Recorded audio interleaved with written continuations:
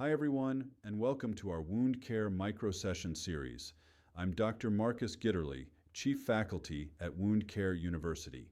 In these short sessions, about 10 minutes each, we'll tackle one high-impact topic at a time so you can take a practical pearl back to the bedside today. Our focus is simple: what to look for, what to do, and how to document it.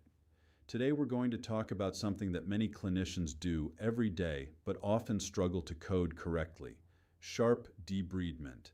Accurate documentation and coding are critical not only for reimbursement but also for compliance and demonstrating the true complexity of the care we provide. We'll walk through what qualifies as surgical debridement, how CPT codes are determined based on tissue depth, how add-on codes work, and the documentation requirements that support correct billing. Here's what we'll cover today. First, we'll define what sharp or surgical debridement actually means in coding language. Then we'll review some terminology that can cause confusion. Next, we'll look at the anatomy involved in wound debridement, because the depth of tissue removed is the single most important factor when choosing the correct CPT code. After that, we'll walk through the coding structure itself and discuss how add-on codes are used when larger surface areas are debrided. Finally, we'll review documentation expectations to ensure coding can be properly supported. When we talk about surgical debridement from a coding perspective, we're referring to the removal of tissue using sharp instruments. This means tissue is being removed through sharp dissection, with tools such as scalpels, scissors, curettes, or rongeurs. The key concept here is intentional removal of devitalized or infected tissue using sharp instruments. What's important to remember is that this definition applies regardless of where the procedure is performed.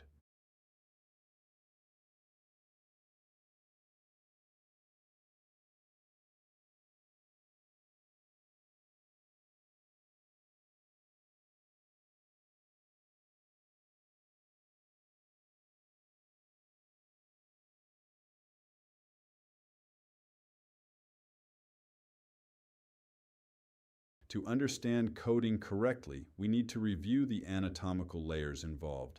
The skin has multiple layers. First is the epidermis, which is the superficial protective layer. Beneath that is the dermis.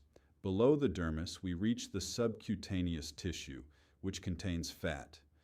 Deeper still, we encounter muscle, tendon, and fascia. And finally, the deepest layer we may encounter in wound care is bone.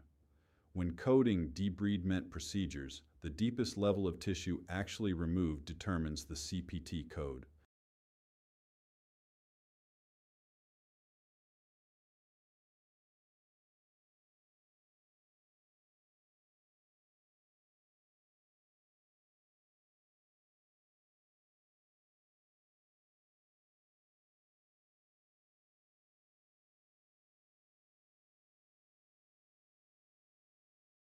The level of debridement refers to the deepest layer of tissue that is actively removed using sharp dissection. This is a critical distinction. For example, if a fragment of bone happens to fall out of a wound during irrigation, that does not count as bone debridement. The provider must actually remove bone using an instrument for the procedure to qualify as bone-level debridement. In coding, it's always the deepest level of tissue removed intentionally that determines the code. Codes 97597 and 97598 apply only when the debridement is limited to the epidermis and dermis. These codes are often used when devitalized tissue, slough, or debris is removed, but no tissue is excised below the dermal layer. However, if the provider reaches the level of subcutaneous tissue and removes fat or deeper structures, these codes no longer apply. At that point, we transition to the surgical debridement CPT codes in the 11,000 series. Here's how the coding structure works based on depth. If the debridement involves only the epidermis and dermis, the CPT code is 97597, with 97598 used for additional surface area. If subcutaneous tissue is removed, the base code becomes 11042. If the debridement extends to muscle, tendon, or deep fascia, the base code is 11043. If bone is debrided using an instrument, the correct code is 11044. Each of these codes also has corresponding add-on codes that account for additional surface area beyond the base amount. Add-on codes are used when the total area debrided exceeds the base code allowance. The base code covers up to 20 square centimeters of tissue removal. If the area debrided exceeds that, add-on units must be applied. The formula is straightforward. Take the total area debrided, subtract the first 20 square centimeters, and divide the remainder by 20. That gives you the number of add-on units.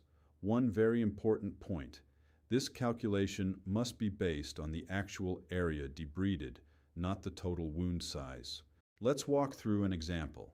A wound measures 100 square centimeters and the entire area is debrided. The deepest tissue removed is subcutaneous tissue. The base code, 11042, covers the first 20 square centimeters. That leaves 80 square centimeters remaining. Divide 80 by 20 and you get 4 add-on units. So the coding would be 11042 for the base code and 11045 for 4 add-on units. In this example, we have a 200 square centimeter wound, but only half of the wound area is debrided. That means the area actually treated is 100 square centimeters. The deepest level of tissue removed is muscle. The base code here would be 11043 subtract the first 20 square centimeters, and we are left with 80 square centimeters. Divide that by 20, and we get 4 add-on units. So we would code 11043 plus 4 units of 11046. In the final example, the wound measures 50 square centimeters and 80% of the wound is debrided. That equals 40 square centimeters of actual debridement. Because bone is removed, the base code is 11044. The base code covers the first 20 square centimeters. That leaves 20 square centimeters remaining, which equals 1 add-on unit. So the final coding would be 11044 plus 1 add-on unit.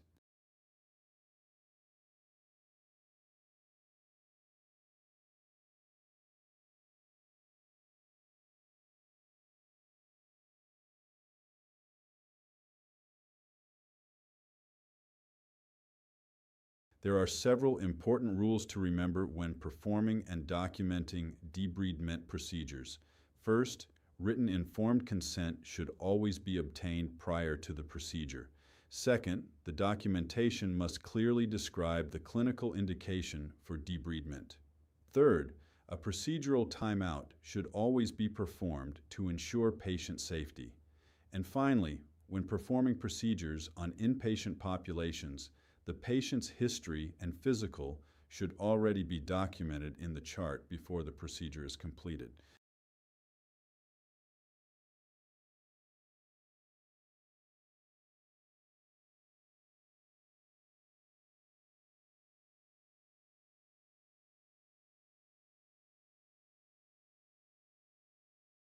To summarize, accurate debridement coding depends on 3 key factors. First, identifying the deepest level of tissue removed. Second, calculating the actual surface area debrided, not the wound size. And third, ensuring documentation clearly supports the procedure that was performed. When these elements are documented properly, clinicians can code confidently and compliantly while accurately representing the complexity of wound care procedures. Thank you for attending this wound care microsession. We value your commitment to patient care. We'll be back with another focused topic soon. See you next time.